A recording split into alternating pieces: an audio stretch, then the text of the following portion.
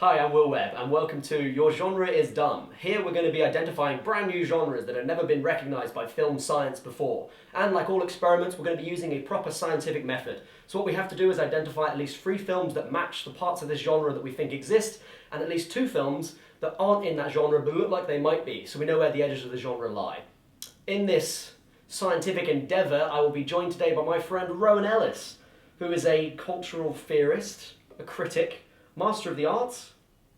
That's technically true. Technically a master of the arts. Technically true. Also better known as a vlogger or a YouTuber. Unemployed is the correct term. I have a number of projects at various stages of development, Will. Freelance. Yes. Today we're going to be trying to identify a genre called tough guys looking after babies. It should be relatively self-explanatory. All these films focus on big, tough dudes from action films looking after babies or infants up until the age of 16 or 17. We have watched Kindergarten Cop, Great. The Pacifier, The Spy Next Door, and The Game Plan. So, Kindergarten Cop. Talk me through the plot of Kindergarten Cop. Kindergarten Cop revolves around Arnold Schwarzenegger. He is a police officer who, for some reason, needs to work in a school in order to bring down a drug baron. Okay, so the next film I watched was The Pacifier. Vin Diesel is a Navy SEAL who has to infiltrate the lives of some children. This is one of the common themes that comes across in these movies. Infiltrating children's lives. He has to go into these children's lives and look after them to protect them from some bad guys who are after military technology that their dad developed. The Spy Next Door is about Jackie Chan, who's a Chinese spy who now works for the American government, and he's basically just fighting this super spy who's played by Sporticus from Lazy Town, who has a name, but I don't know what that is. He's Sporticus forever in my heart, so that's fine. Yeah. He has to look after his girlfriend's family for like a week while she's going to look after her dad. One of the kids downloads from his computer a secret military plan, thinking it's an underground concert, which is hysterical. And then basically he has to protect the kids from Sporticus for the whole movie. And the last movie we watched was The Game Plan. Which is a little bit different in that there are no spies, but there is a football player. The Game Plan is about Dwayne, greatest actor of his generation, The Rock Johnson. He's a pro quarterback playing for Boston, and he finds out that he has a daughter when she turns up at the door. And it's essentially just him having to navigate his tough guy life around now having a daughter, especially because he's a celebrity, so if he makes a wrong move, his career could tank. So those are the films that we've watched. This is our reference pool. Now, just to remind you, we need to pick at least 3 of these films to be able to identify the genre with. I mean, they have to be things that kind of match up to what we have our expectations of the genre. So, first and foremost, one thing that surprised me was how bloody violent all of these films are. Kindergarten Cop, in particular, starts out with an extremely bloody shootout between drug, smugglers and police. I watched that film, and because I've been thinking about the other ones, I didn't really know about Kindergarten Cop, but I've been thinking about the other ones and knew that they were kind of like family Disney movies. Wait, so you hadn't seen Kindergarten Cop before this? No. How have you escaped that? There was a weird expectation at that point that Arnold Schwarzenegger would somehow be good at comedy, which I don't think I think he's good at comedy actually, but I don't think he's a natural comedy star. Hi. He was in Twins, have you seen that? No. So Twins is about, wouldn't it be funny if Danny DeVito and Arnold Schwarzenegger were genetically engineered twins? And the answer is, not really. All of these films are about the tough guy. He's the person that you follow. So there's not really any scenes where you only see the child or the baby or the whatever. It's you follow his journey. So I'm like, okay, so children have to be invested in an adult storyline, which was weird to me. But then I thought Up's done quite well, and that's pretty much just the story of an old man grieving. So kind of I can see how you don't have to have a child protagonist for it to be a good kids film. But then Kindergarten Cop happened, and I was like, no children should be watching this. But the poster makes it that children should be watching this, which freaked me out a little bit. There's really no reason why a policeman should have to go and infiltrate into a child's life. Yeah, and it gets even more convoluted because he isn't meant to be doing it. It's the woman that he's partners with he's meant to be, but she gets ill, so he has to do it instead. He's not even meant to be doing it. I don't understand why they couldn't have just had a normal teacher and maybe recorded their conversations with the kids or something. He asks them, who's your daddy and who does he work for? But any teacher would have asked that anyway. That's kind of the gag, right? Yeah. So I don't understand why they had to go to such lengths to it. Except obviously that someone somewhere decided that Arnold Schwarzenegger was a natural comedian, which yeah, and then he needed to almost as inexplicable as the actual idea of the film itself. It's there's that bit when he carries out those kids for that fire drill, and it's he's get together. I guess the idea of all these films is that you get the comedy out of the idea that they are tough guys who are looking after babies. You know, it's not just here's a tough guy and some babies. Yeah. I think The Pacifier does the best job of justifying why the person's there. The pacifier is pretty straightforward. The pacifier basically is just, these kids are in danger, so the government has sent someone to look after the children. The sort of crossing the threshold thing that happens is out of his control, which explains why he is the sole person looking after these kids at that point, is that they had a nanny who has really got no obligations to these children and leaves. And then the spy next door, I think, is a kind of special case because he actively endangers the children just by being there. Yes. Just to be clear, like the whole problem starts off because he lies that he's a spy. Basically, he doesn't tell anyone that he's a spy. To be fair, right at the end of the movie, his girlfriend's like, yeah, I don't ever want to see you again because you've endangered my children. Yep. And that was the first bit in that movie where I was like, well, that rings true. Yes, That's that the first time makes sense. anything made sense, really, in that film. It's weird because it's Jackie Chan, so he's not an out-and-out dickhead, which the other guys are just like kind of arseholes, but in what he does to endanger the children, he's also a he's the horrific worst. human Arguably, being. he's the worst of all of them. Yep. What I did like about Jackie Chan in that is that he's basically playing so thinly veiled a Jackie Chan. It's literally like he didn't even try to phone in the performance. Yeah. He just left an IOU note Yeah. on it. And you're like, Jackie Chan's going to put that ladder over his head and spin it around and hit people with it. And like 5 seconds later, all the spies show up and you're like, okay. And then he gets out there and he puts the ladder on his head and spins people around. Yeah. It's one of those things, like, you know, it's just super predictable. The game plan does something quite grim with how it justifies this, right? In the game plan, it's not Dwayne The Rock, best actor of his generation, I'm sorry I couldn't do any better than this, Johnson. It's not him who's trying to justify it, they're not trying to put him in there, he's already kind of living his life. It's Yeah. the little girl who shows up. The reason why I feel like, personally, the game plan was more enjoyable to me was because it's the only one with one child. And I felt like I could get so much more of an emotional attachment to that storyline because it wasn't just like a tough guy and a gaggle of children. So I think one thing I'm going to come up against is that we're not necessarily just talking about the best film in this group, but we Talking about want to the talk about best the one of best the category. example of the genre. See, best example of the genre, I don't think the game plan No. is. To be honest, if I'm going to say any of them don't count, it's probably the game plan. Yeah. And it's a shame because Dwayne, best actor of his generation, Johnson, is The Rock. Yeah. Is so good. He's a perfect fit for this kind of movie. At the end of the game plan, as you were saying, it turns out the kid's there because her mum died, not because her mum just left. Went to Africa for a while. Yeah. You And got. the kid's delivered herself there, being like, I can't deal with this grief. It's more like it's much more heartfelt in some ways than like. It's a family drama. Yeah, it's a family drama that just happens to sketch around the edges of this genre because it has The Rock in it and it has a small child in it. But the fact that they're related automatically makes it heartfelt, whereas the other ones, a lot of the whole thing is that they're like, oh, this thing that I'm responsible for, which I don't have an emotional connection to. How do I deal with you? How do I hold babies? Yeah. One thing that struck me about the pacifier, it is basically Mary Poppins. Yes. There are loads of these children with kind of emotional problems in their lives, and the parents let them be kind of unruly. And then this kind of magical force shows up out of nowhere, cleans up everything, and then goes away, almost literally on a fucking brolly. Do you know the history of The Spy Next Door? No. Because I know the history of The Spy Next Door. Tell us, Will, what's the history of The Spy Next Door? So it's all tied into the pacifier, which is why it's so interesting. So the script for the pacifier was originally bought by Jackie Chan's production company, and he had the rights for a couple of years, and they decided ultimately to pass on it, probably because they didn't think it would be profitable. And then it got sold off to Disney. Disney bought it. They made Vin Diesel into the Jackie Chan role, or what would have been the Jackie Chan role, and then they made a huge amount of money off the pacifier.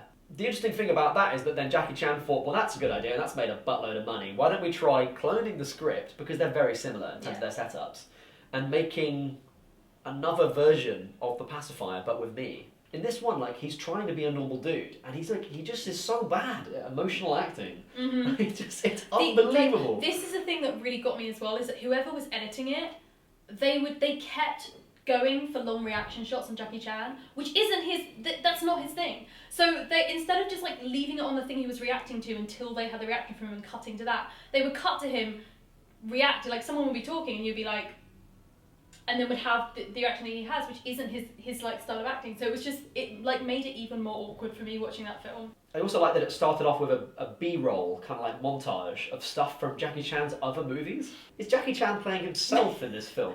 Because I know those movies well enough that I know that those people are not all secret agents in these scenes. And you're kind of watching it huh? How is this working? But it's nice and it's economical, I guess you could. Yeah. If The Spy Next Door is anything, it's economical. Other weirdly dark bit in that film, right near the end, Jackie Chan's yeah, my parents died when I was a kid and I grew up in a group home and I was an orphan, and you're like, what the fuck? I was an orphan. I was raised in a group home. I never knew my parents. And you're watching it like... Oh shit. What was great about watching all these films back to back was that the next time I watched a film, I was like, this is the best thing I've ever seen. Because it didn't have a massive man looking after babies in it. Yeah. But so there's a bit in The Pacifier when the oldest kid is outside and he has to be like kind of consoled about losing his dad by Vin Diesel. And then there's a bit in Spy Next Door where the oldest kid is outside. She has to be consoled about losing her dad by Jackie Chan. And so you literally get like a scene-to-scene comparison where you can see what's the acting skill like. And one of the biggest revelations of this movie for me is that Vin Diesel's really good at acting. Time to check my notes on my Apple iPad Air. Time to take my notes on my handwritten... Old school notebook from Walmart. So okay, I like the fact that Vin Diesel establishes dominance in the only way that an 8-year-old understands, by having stayed up very late. Now, I know we've been up for 72 hours, but I expect perfection. He's like, I've been awake for ages. No bedtimes. Yep. No rules. But that's like, there's like a tiny moment which is just a reaction shot on Arnold Schwarzenegger during Kindergarten Cop where he kills the guy in front of the son, and you can see in his face he's like, what the fuck did I just have to do? Which is really Doug. Like, he goes and he's like, boom, boom, boom, and you expect him to be like, quickly, get out of here, but he's like, shit, like, this was really messed up what just happened. Like, this kid almost died. The weird thing about Kindergarten Cop is that it doesn't manage to gel itself together as well as, like, The Pacifier does, for instance. Because it's literally like the start of a drugs, cops and robbers film, and then the end of a drugs, cops and robbers film. And in the middle is just like broad comedy around like children and diapers and stuff. Yep. Vin Diesel kills 3 people at the start of The Pacifier. Like, on screen. Yes, He's I was also going to message you about that. Just going to murder 3 people. Hi. All these movies have bits where the kids go off the rails a bit and then he has to kind of bring them back in line. And he goes out to the school, the principal's like, oh look, we found this Nazi patch in his locker. And your son has dyed his hair like Aryan blonde. And then I was like, wow, surely they're not going to do this. Yeah. And then he follows him and he goes and meets these other dudes wearing Nazi patches in a shadowy alleyway. And you're watching it like, what the fuck is this? What is happening? And then it turns out it's The Sound of Music. Yeah. And they're doing a community theatre version of it. See, the thing about these movies is that they're all so predictable. Yeah. It's a question of like, am I still going to be happy about what's been predicted? Do you know what I mean? Yeah. Sometimes I watch a movie and I'll be like, I really hope that happens. And it does. And I'm like, good. And Pacifier did that. Spy Next Door was like the opposite of that. Yeah. Where it was like, everything I didn't want to happen happened. The other one which I feel like is always a scene that happens because it shows how like, I'm pretty sure, except in Kindergarten Cop because this would be kind of weird, but like the opening of the bedroom door looking like tenderly on the sleeping child thing, which was in the Spy Next Door hilariously because it's just like Jackie Chan being like, my sweet angel, and then the next one like, my sweet angel, and then the third one, she's like, get the fuck out of my room, Jackie Chan. Well, again, one thing I realised about The Pacifier was that Mums comes back and then Vin Diesel's like, oh wow, I've gotten close to these children who aren't mine. And he's like, shit, my life is really empty. There's that bit right near the end, and he closes the door on them, and he's like... And it's just like a minute or so of Vin Diesel just confronting the fact that he didn't really have a happy childhood. Yeah. And he's never really felt like he could be close to anyone as a result. I take off into a full sprint, fully clothed, dive in the pool, swim to the bottom, rescue my Brutus, and bring him back to the edge of the pool. He was a little delirious, took a moment, threw up all the water he swallowed, and looked up at me as to say, thank God, you didn't have to give me mouth to mouth, and then ran off to play with his brother. Although the story ends with a happy ending, The Rock couldn't help but warn you and old dog owners about the importance of water safety. Hashtag Brutus lives, hashtag Hobbs can swim, hashtag my cell phone's dead, because he obviously jumped in the pool with it, hashtag no mouth to mouth needed, hashtag happy Labour Day. He's such a beautiful human being. It works for the tough guys at their kind of shits because you're like, okay, you're just like either like self-centered or you're like an action guy or you're trying to like, you know, protect them and you're all business and it's your job.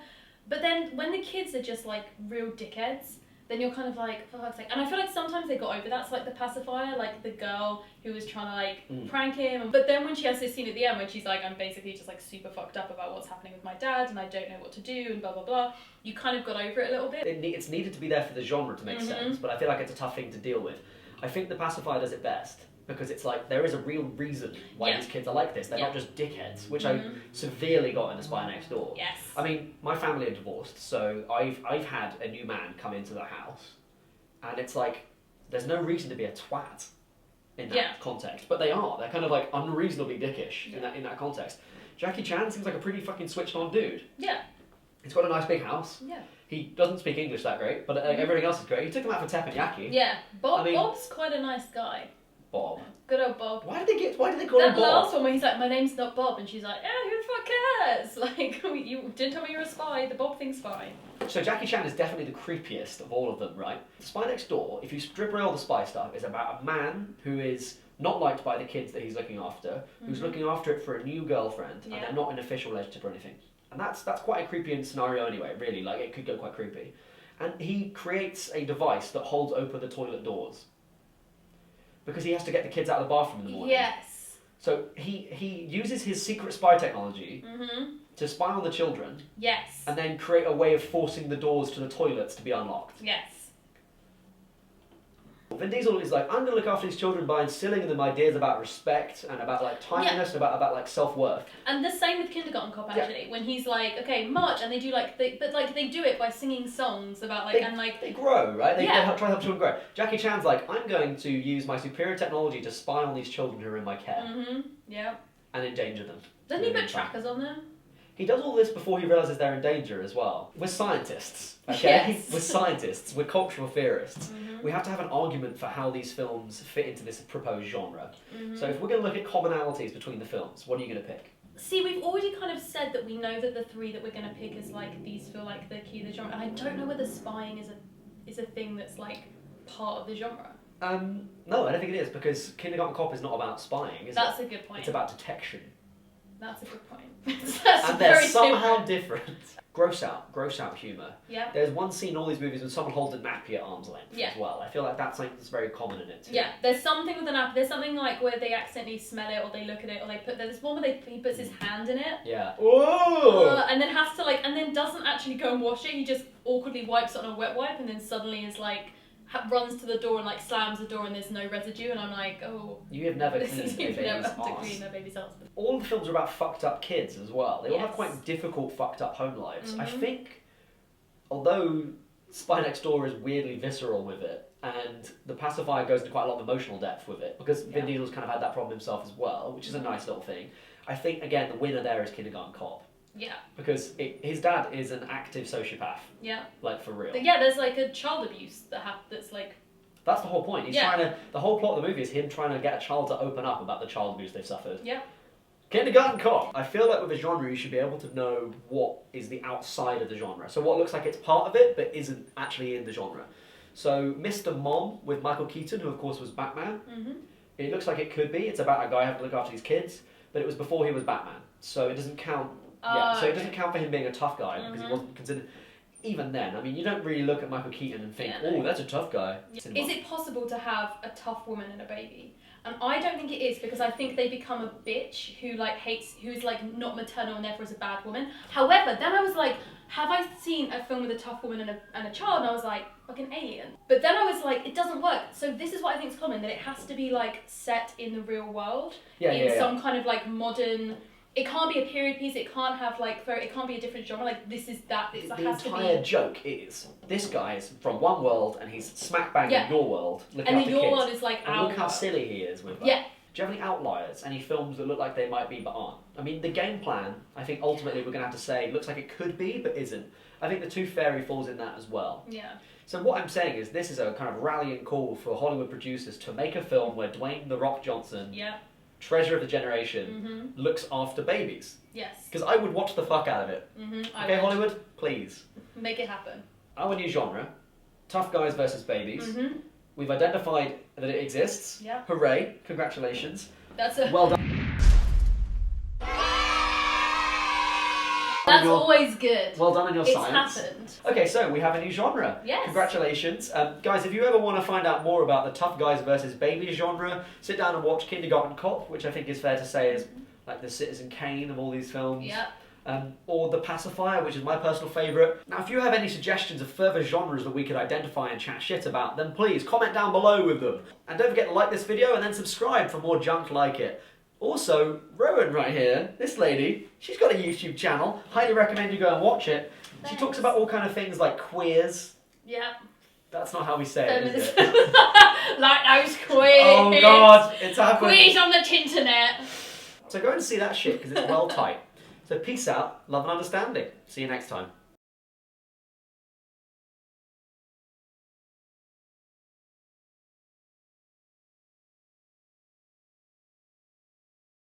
That's what my new sign-off is, both in real life and on YouTube. No, Peace out, love and understanding. No, that's adorable. It's nice, isn't it? I said, love it. Hey man, peace out, love and understanding. Then you're gone.